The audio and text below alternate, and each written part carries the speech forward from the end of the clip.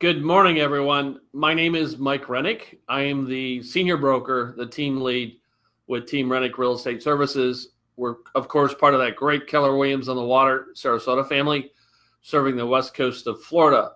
For those of you that have watched some of the previous episodes, you'll see different camera angles. We're always trying to strive to get to the next level to bring you the best possible broadcast. We use no professional videographers, no professional photographers, because we believe the information that you want and you need needs to be sent raw and uncut and unmasked so that you get the facts. So that's what we do that. So this is Title Time with Mike and Mike. And before I introduce Mr. Hankin, he's watching in the lobby there on the software. He's an attorney with the law firm of Hankin and Hankin. He practices primarily in the areas of residential and commercial real estate transactions. He is an approved agent for Chicago Title Insurance Company, the Attorney's Title Insurance Fund, and the Old Republic Title Insurance Company. He's been designated as a board-certified real estate attorney. Now, this is the highest level of recognition by the Florida Bar. He regularly represents buyers, sellers, and lenders in all aspects of real property transactions.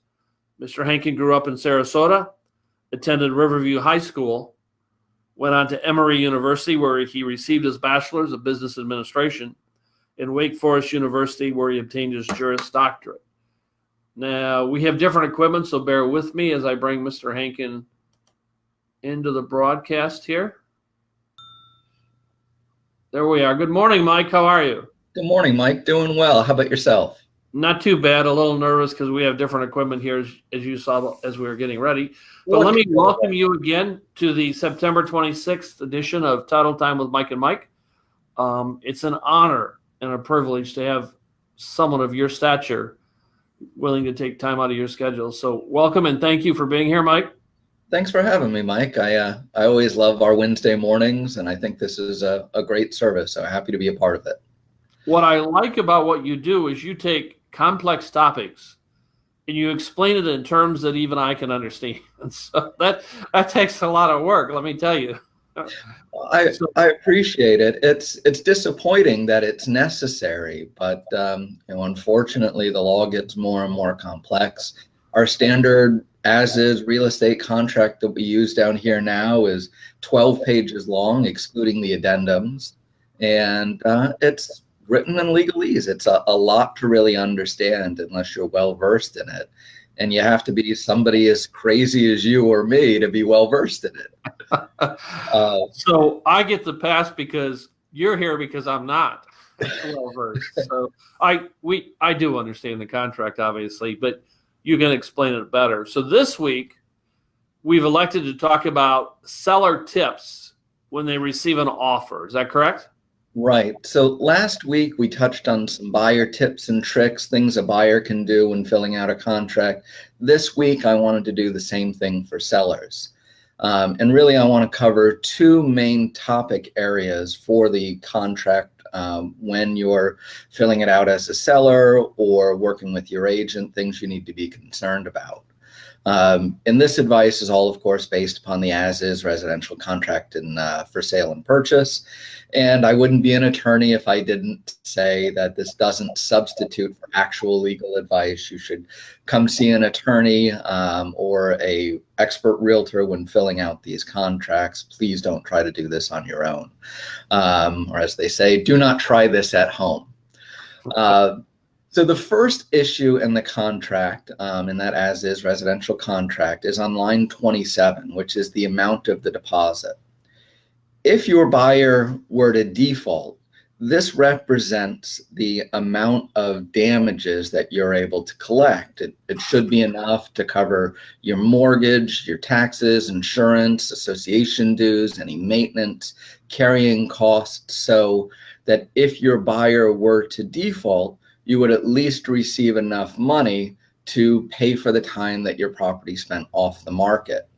Now, one thing that's really important to keep in mind here is that the standard listing agreement that most sellers sign has a provision in it that says that 50% of all forfeited deposits will be paid to the agents. So if you're a seller and figuring this out, you don't need to just figure out the amount that it will cost you to carry the property, you really need to double that amount. Now, I know I don't think I've ever seen your firm take you as an agent take any portion of that deposit, but that is something that's in the listing agreement traditionally, and something a seller should be aware of when working out that deposit amount with their agent and with the buyer. And that's one of the things, Mike, we feel really strong about. When we came to Florida, we promised real estate would be done different. Not that some other practices are bad, but we wanted them more focused on the client. So you're right. At that point, we never have, and we never will take any of that deposit. And that's, I think it's the right approach. In theory, the listing agent still has the listing, still has a chance to earn the commission, and getting a dip into the deposit, to me, is sometimes getting more than a full commission, although you've had to sell the property 2 times. But, is, I think, the right approach, and something a seller should be aware of when going through the contract and figuring that deposit amount out. The second issue touches on several different places in the contract, and this is regarding timing. There's several important dates in the contract which ideally should all flow together. Those dates are the inspection period time frame, which is by default 15 days on line 249 of the contract. The time period to search the title on line 145 of the contract. And the default for that, believe it or not, is 5 or 15 days before closing, depending on whether or not your buyer is getting a mortgage. And I'll come back to these dates and kind of how they should all flow together in just a moment.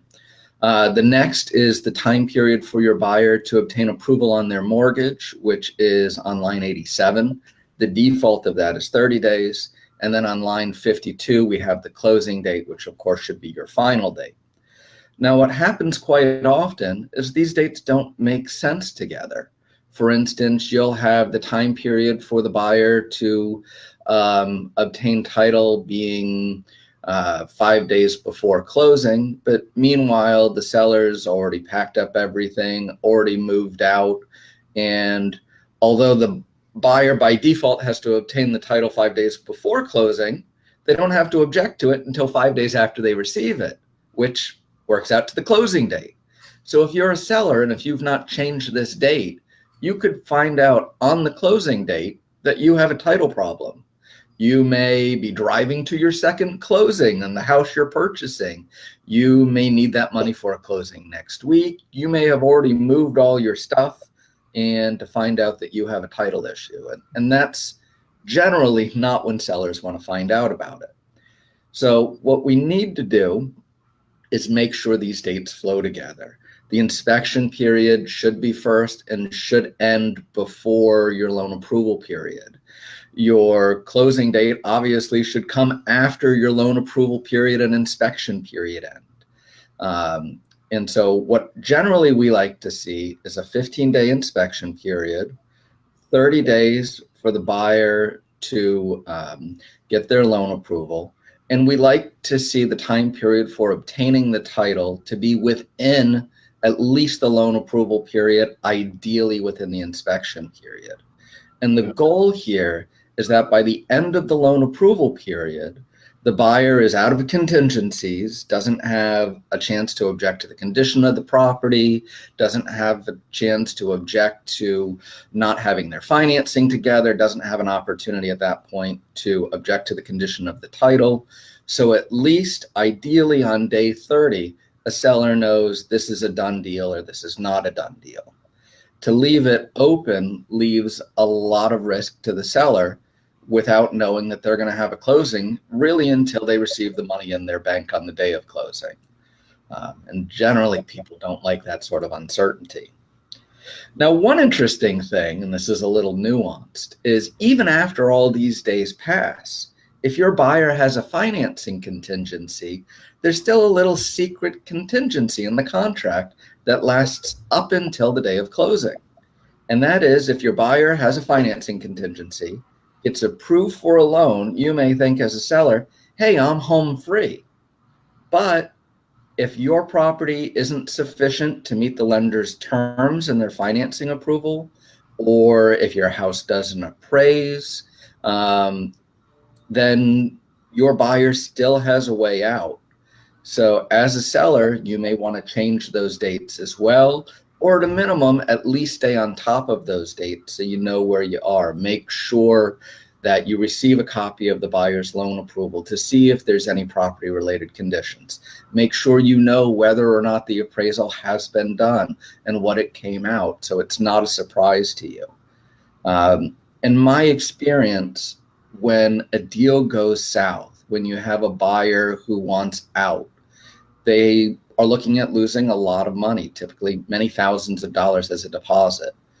What happens is they are faced with that prospect, they go to an attorney, and they say, look through the contract and find any little thing you can do to get me out of this thing. Save my $20,000 deposit, $50,000 deposit. And the attorney will go through and say, oh, look, we have a chance to object to title. They didn't change this provision, or this is an issue, or that's an issue. And if as a seller, you wait until that point and you don't combat this proactively at the beginning by going through your time frames, you've already lost. Now, one of the things that you guys do, Mike, and I encourage everybody to do this, is right when the contract is signed, you guys send out a contract timeline and you let your clients know, here's what you're going to expect throughout the transaction. Here's when your inspection date's over. Here's when your financing contingency is over, and you guys track those dates. And that one keeps either your buyer or your seller on track, lets everyone know what's going on, and it's just one of the things that you guys do, which is really excellent. And just wanted to mention that. Otherwise, these are kind of the two topics I wanted to cover. Any questions, comments? I'll even take a limerick. No, you again did a great job. Let me share that. Sounds like we're getting some feedback. I can't tell. Maybe we're okay. Again, with the new setup we have here. I think there's a mind shift. When we get a contract signed by both sides, obviously Eric and I represent either the seller or the buyer, and representing them as a single agent. In other words, fiduciary responsibility, and we've talked about that. But I think the approach is a little bit different, and we do the timeline. And at that time, it's for everyone to win, the team has to cross the finish line completely. All the I's have to be dotted, T's crossed, the inspection period, the loan approval process, the title work, all of that stuff. So even though we're representing one side, to make that side a winner, it's more of a team approach. And that's why we do the timeline. We send it to the other side, the buyer or seller, depending on what side we're on. And at that point, it's just working to get everything taken care of properly. Does that make sense, Mike? I do. And in most real estate transactions, irrespective of what the actual issue is, it's always compounded or made better by communication. And that's one thing you guys just do really well, which is evidenced by that first timeline that you send out. You let your clients know what to expect. You send them the timeline. You keep them informed as it goes along. And no matter what the issue, it's lessened by the communication and the hands-on approach. So I really think that makes a huge difference. And I like to think we take it to the next level, because it isn't passing it off to a teammate, a transaction coordinator, or an office person to manage that timeline. We believe the broker has to stay involved. In fact, anyone doing business with us, Mike, is dealing with a broker. Both Eric and I, as you're aware, hold full broker's licenses, and we manage our timelines. It's just a different approach, but we can be much more proactive. And heck, the buyer or the seller, whoever we're representing, hired the broker in the first place. So do we have a support team behind us that helps? Absolutely. But we're the front line, we're the first contact, and we know what the heck's going on each and every day of the projects. And I think that's important. Right up front, the buyer or seller needs a good plan. And then everyone works together to make that plan cross the finish line. Does that make sense, Mike? It does. I think that makes a lot of sense. Again, you've done an awesome job. We will be back again next Wednesday morning at 9 a.m. Eastern time with another topic. And you add a lot of value to this, Mike. You are a huge help to our buyers and our sellers. And I want to give you my personal thanks. Eric's in the room here off mic watching the new equipment. I know he's as grateful as I am. And with the new equipment, this actually seemed to have worked today. We'll see back on the playback, but thank you for your patience, Mike, when we got started. I look forward to seeing you again next Wednesday morning. Well, thanks so much for having me. Look forward to next week. All right, take care. Thanks, Mike.